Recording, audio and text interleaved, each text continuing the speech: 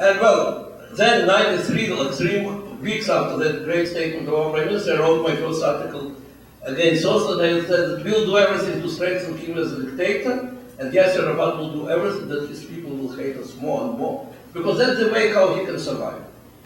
And that's exactly what was happening, that they were going through a quick course of hatred towards Jews, and all their identity was strengthened on one thing, on hating Jews. And at the same time, we were helping them to build corrupt dictatorship. On the other hand, there was Israeli society.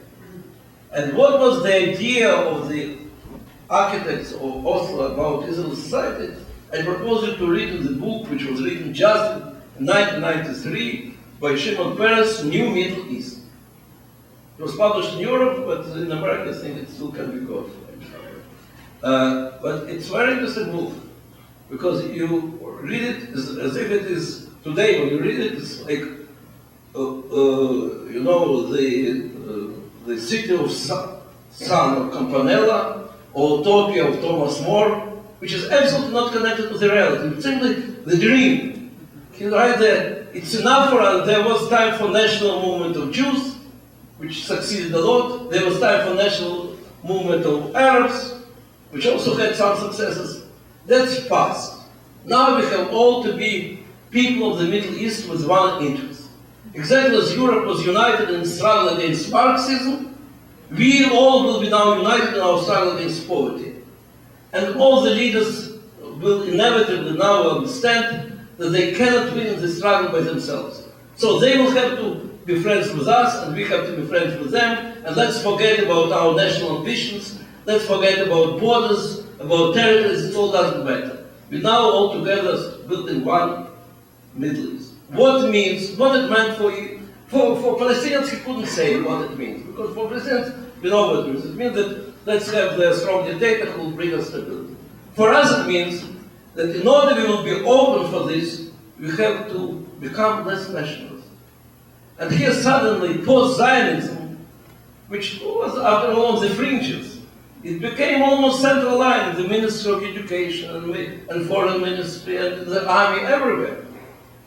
And so you have this interesting phenomenon, but for the first couple of years of so-called peace process, two societies are moving in absolute opposite directions. One is strengthening its identity and has less and less freedom. The other is strengthening its belief in freedom and has less and less identity. And like in Europe, the collision is inevitable, because our enemies understand that we are becoming weaker. And then there come this suicide bombings in '96, and then second Intifada in 2000, and so also called peace process is in fact war process. And the real peace will be only when we'll have strong identities framed with democracy. And well, no, I think I don't have time to say more anecdotes from the Middle East, but you can read all of them in my book, Defending Identity. Thank you.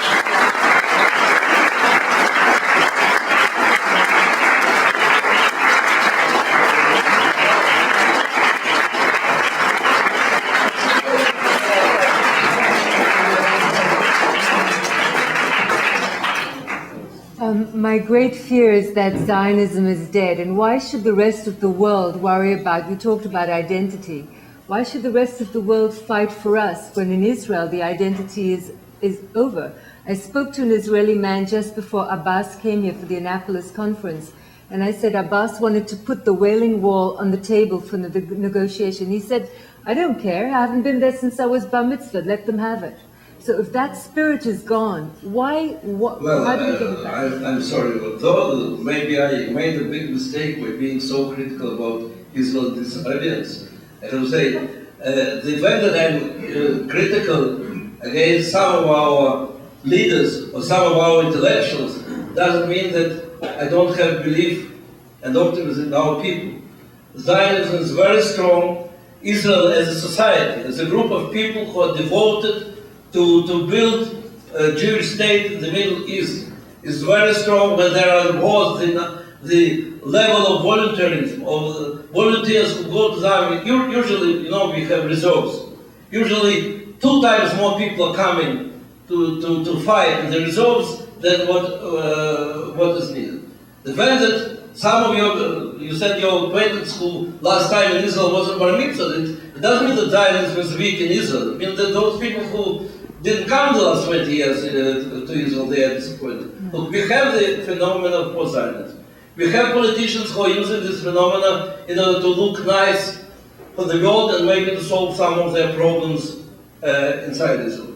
But the state of Israel exists only because Jews in the world and those who are in Israel made a historical choice and decided that we must have our own state. And day and night are fighting for the state. Look what's happening in Sderot with all the problems of this city.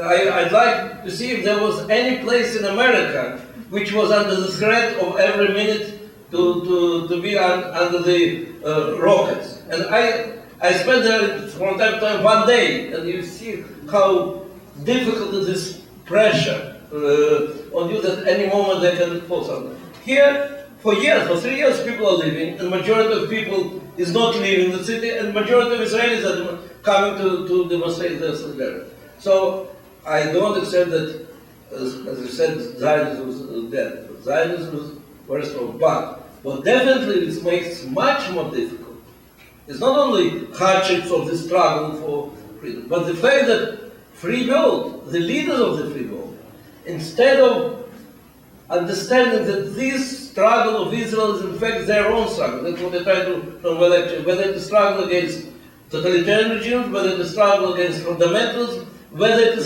struggle for our identity, that struggle for the values of the free world. And instead of mobilizing all these strengths of free world to support Israel, because of this atmosphere of multiculturalism and moral relativism, all the time we feel that we are like condemned almost like South Africa in the past by the free world, by our allies.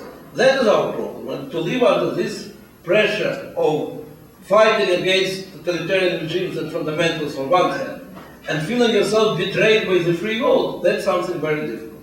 So I think that the challenge for the people living in the free world has to be how to support healthy forces of Zionism in Israel, and not how to build a union with post-Zionists.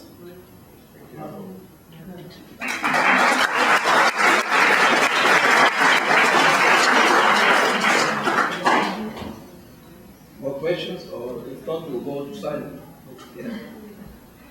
I can really understand how, your ideas make perfect sense given the background, your being in a Soviet prison, struggling for human rights in the context of Israel. But when you present it as a kind of universal principle and apply it to the United States, I'm having trouble understanding, because I know that in the United States we have a strong concept of identity in terms of religion, and that's part of our culture. But even that identity, someone who is an Episcopalian, then they have to move to another city, they'll become a Lutheran. It really is not a strong identity, and it's really I don't. Can you explain why that's part of American culture as identity? Part of American culture is tolerance to identities, and second, understand. We certainly have a tradition. No.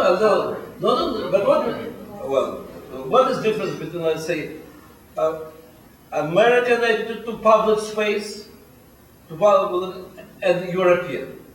European traditional understanding is that if there is identity which is different from the existing, it has to be assimilated. In fact, what was said to Jews from the times of Napoleon? You want to be Jews? We will give you finally the equal rights, but you have to be Jew at home. Publicly, you should not exist as a Jew. In fact, that's a long history also with any other identity. And in the end, when they found out that it brings us more and more, they decided, let's have no identities. So public space should be neutral. Neutral means that nobody should go with veil, nobody should go with cross, nobody should go with kippah. That's in fact the law about public space. In America, public space is shared. It's not neutral. I brought you on the one episode of Senator Jackson. I can bring you many more episodes which show that